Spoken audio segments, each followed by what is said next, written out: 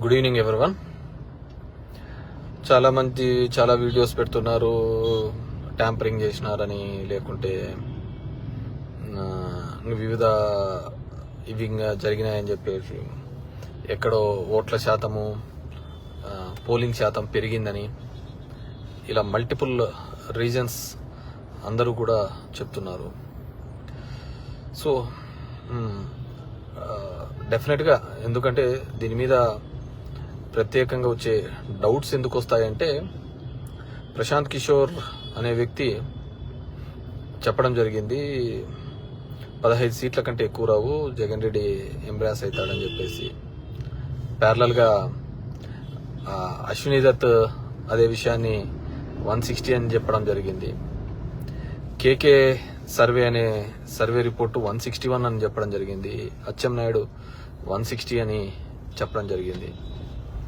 All these scenarios బాగా మీరు observe చేస్తే, ఎంతోమంది సెఫాలజిస్టులు, నాట్ ఓన్లీ ఆరామ్ అస్థాన్, చాలా మంది చేసిన సెఫాలజిస్టులు ప్రజలు ఎక్కడే గానీ బయటపడలేరు.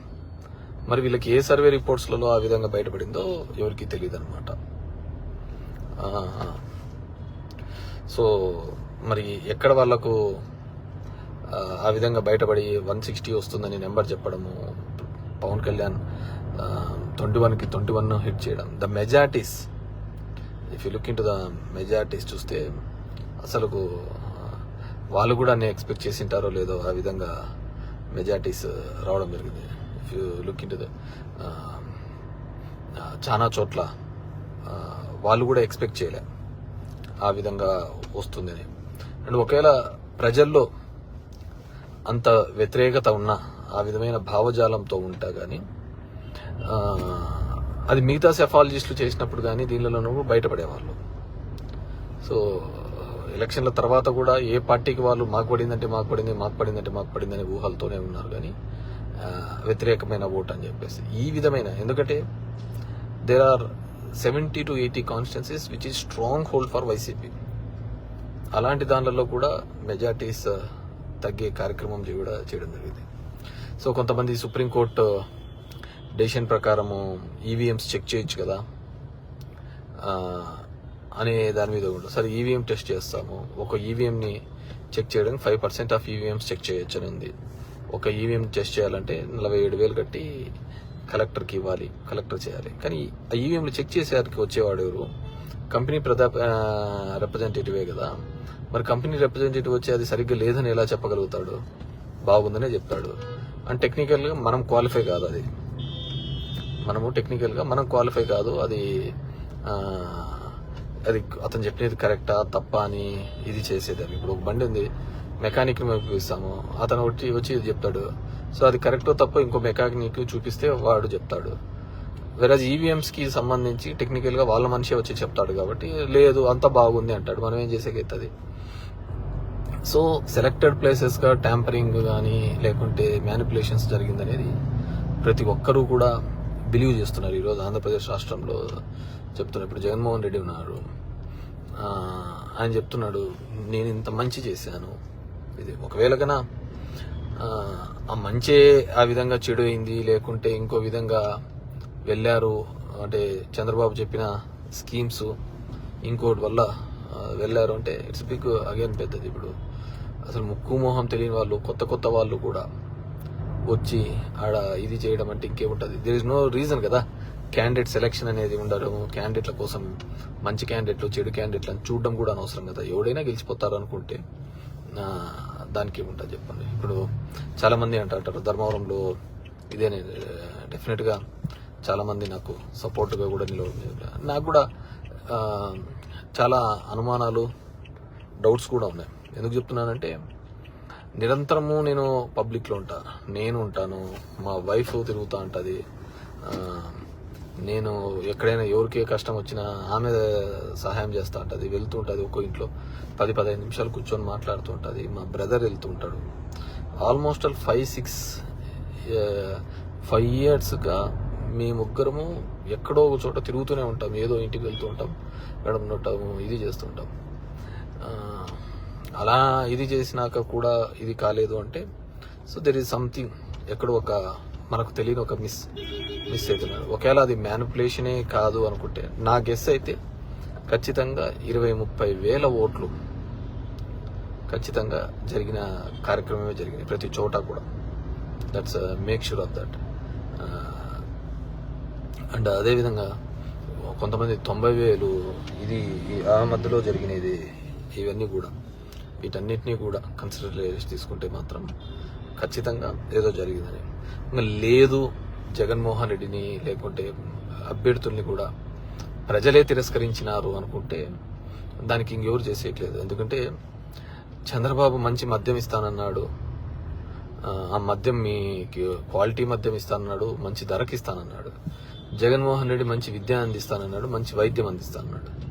సో ఇక్కడ విద్యా వైద్యం ముఖ్యమా అని అనుకుంటే అది మందు ముఖ్యమా అనుకుంటే మందు దిక్కే అడుగులు వేసినట్టు అనుకోవచ్చు అనమాట.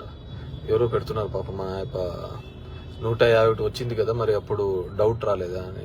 ఖచ్చితంగా ఆ రోజు వ్యతిరేకత అనేది పబ్లిక్గా రిప్రజెంట్ అవుతుంది, కనపడుతోంది. వ్యతిరేకత అనేది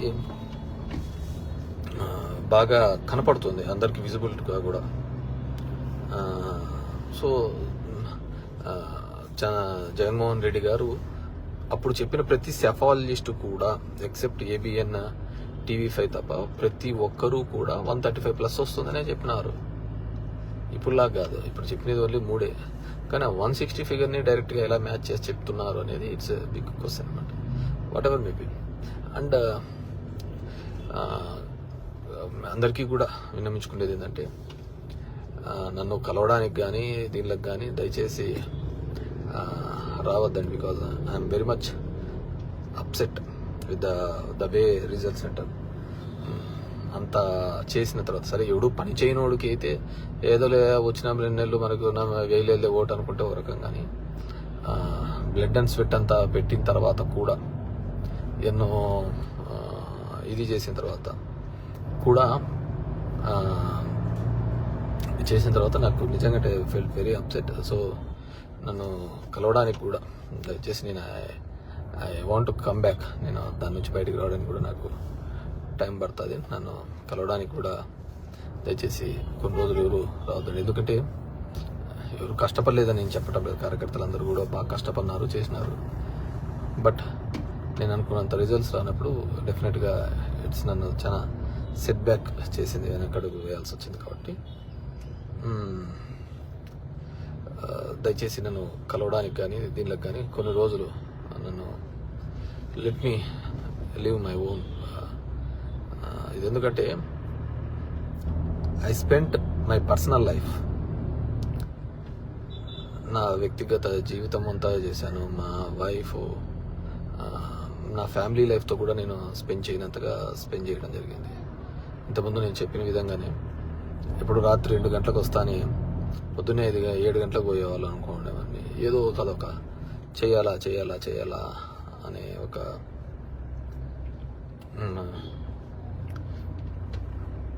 అనే ఒక భావన ఉండేది అనమాట.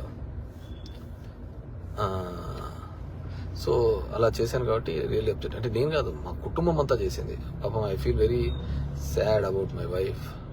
ఆమె ఎప్పుడైతే తిరిగి పెడతా ఉండేది. మా తమ్ముడు అలాగే డోర్ టు డోర్ వెళ్ళేవాడు. అసలు ఎక్కడైనా ఎవరికైనా ఇబ్బంది ఉందంటే ఎంతో ఫీల్ అయిపోయి డబ్బులు ఇచ్చేది. అసలు ఇల్లు లేదనే వాళ్ళు కానీ, ఒక కష్టం వచ్చిందన్న, ఒక సాయం వచ్చిందన్న అన్నా కానీ వెనకడికి వేయకుండా సాయం చేసుకుంటూ పోయేవాళ్ళం. సో ఆ విధంగా జరుగుతున్నప్పుడు ఇదన్నమాట. సో డెఫినెట్గా అందరికీ తెలిసిన విధంగానే సమ్ మ్యానిపులేషన్ అనేది మొదటి నుంచి ఉండేదే. అది జరిగిందని బలంగా నమ్ముతున్నాం, కానీ సైంటిఫిక్గా ప్రూవ్ చేయడానికి ఏదీ లేదనమాట. ఎందుకు చెప్తున్నానంటే, నువ్వు ఇప్పుడు డబ్బులు కట్టి ఈవీఎంస్ చెక్ చేసుకున్నా దానికి వచ్చేది వాళ్ళ ఏజెన్సీని వస్తాడు, వాడు ఏం లేదనే చెప్తాడు. మనం కూడా ఏం చెప్పలేం కదా. సో అదొక అంశాన్ని. రెండోది, ఊర్లలో కూడా చిన్న గొడవలు. మా వాళ్ళందరూ అంటారు, అన్న మనం ఏమి అప్పుడు వచ్చినప్పుడు చేయలేదున్నా ఈనాళ్ళు చూస్తే ఇప్పుడు చూడున్నా ఇట్లా చేస్తున్నారు ఇది అంటుంటారు. సరే, మన ఆలోచన విధానము వాళ్ళకు ఉండాల, వాళ్ళ ఆలోచన విధానము ఆ విధంగా లేకపోవడం వాళ్ళ దురదృష్టం. నేను ఎక్కడో ఈరోజు నేను విన్నా, ఎవడో ఒక +2 పిల్లోడు ఎప్పుడో క్రికెట్ ఆడుతున్నప్పుడు ఏదో 6లు కొట్టాడంటే వాడు వాళ్ళ ఇంటి మీదకి పోయి ఈరోజు రారా ఇప్పుడు వచ్చి 6లు కొడుతురా అంటారా అన్నారంట. వాడు వైసీపీ లీడర్ పిల్లోడు ఎప్పుడు క్రికెట్ ఆడుతున్నప్పుడు కొట్టాడంట. వాళ్ళ ఇంటి దగ్గరికి పోయి మళ్ళీ ఇప్పుడు రారా ఇప్పుడు వచ్చి 6 కొడతాను భయం దల్ల చేసే పద్ధతి. అంటే సచ్ చీప్ ట్రిక్స్. అంటే ప్రతిదీ ఎక్కడికి పోతా అంటే అది మీరు చేసేది అన్నీ కూడా ఇది పోతుంటారు కదా.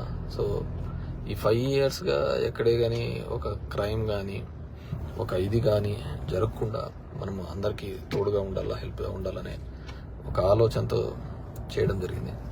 సరే, ఉంటారు కొంతమంది ఆ విధమైన క్యారెక్టర్స్తో ఉండే వాళ్ళు ఉంటారు. So be bold and be strong. మన సమస్యను మనమే పరిష్కరించుకోవాలి. మన కోసము దేవుడు వస్తాడో లేకుంటే ఇంకోటి వస్తాడో అనేది ఎక్కడా ఉండదు అనమాట. సో మన సమస్యను మనమే పరిష్కరించుకోవాలనుకున్నప్పుడు మీరందరూ కూడా ఎవరికి వాళ్ళు కూడా గట్టిగా ఉండి అందరూ కూడా కలిసికట్టుగా పనిచేసే విధంగా అందరూ కూడా ప్రయత్నం చేయాలని చెప్పేసి కోరుకుంటాను. నిజంగా జరుగుతున్న పరిణామాలు ఇవన్నీ కూడా కొంతమంది నిన్న చూసాం, దాడిశెట్టి రాజా మాట్లాడుతూ సీఎం వాళ్ళు ఏం తీసుకొచ్చి చీకటి పట్టాను ఏం చేస్తావు రా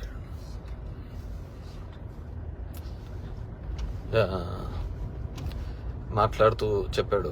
డెఫినెట్గా దెర్ ఈస్ ఎ గ్యాప్. ఖచ్చితంగా ముఖ్యమంత్రి కార్యాలయానికి దీనికైతే ఒక గ్యాప్ వచ్చింది. ప్రతిదీ ముఖ్యమంత్రి గారికి చెప్పడం, ఆయనకి చెప్పడము, దాని రిజాల్వ్ కాకపోవడము. ఎమ్మెల్యేలు మంత్రులు కూడా చాలా సందర్భాల్లో వెయిట్ చేస్తున్న సందర్భం నేను చూశాను. బయట వెయిట్ చేస్తున్న సందర్భం లోపల ఎవడో కూర్చొని మాట్లాడుతూ అంటాడు, చెప్పుకోలేడు, ఆడ గొడవలేడు, గట్టిగా ఇది చేసుకుంటా ఏమంటే ముఖ్యమంత్రి గారికి ఆయనకి చెప్పినాడు, ఆయన చేయండి పని అని చెప్తుంటాడు. నౌ దే ఆర్ ఆల్ ఇది అనమాట. కానీ నష్టపోయినది మాత్రం ఎవరున్నారంటే నాయకత్వం. ఖచ్చితంగా ఐ స్ట్రాంగ్లీ బిలీవ్ వాళ్ళైతే ఒక గ్యాప్ని అయితే సీఎంఓ ఆఫీస్ అయితే ఖచ్చితంగా ఒక గ్యాప్ని అయితే క్రియేట్ చేసినారు. అది ప్రజాప్రతినిధులకును సీఎం గారికి ఒక గ్యాప్ని అయితే క్రియేట్ చేయగలిగినారు. డైరెక్ట్గా వీళ్ళు కూడా సమస్యను చెప్పుకోలేని పరిస్థితులలో వీళ్ళు కూడా ఉన్నారు. ఆ సమస్య రిజాల్వ్ అవుతుంది. ఇప్పుడు నేనున్నాను మా ధర్మవరంలో ల్యాండ్ ఎక్విజిషన్ కోసం, ఫ్లైఓవర్ ల్యాండ్ ఎక్విజిషన్ కోసం ఒక 100 సార్లు తిరిగింటాను.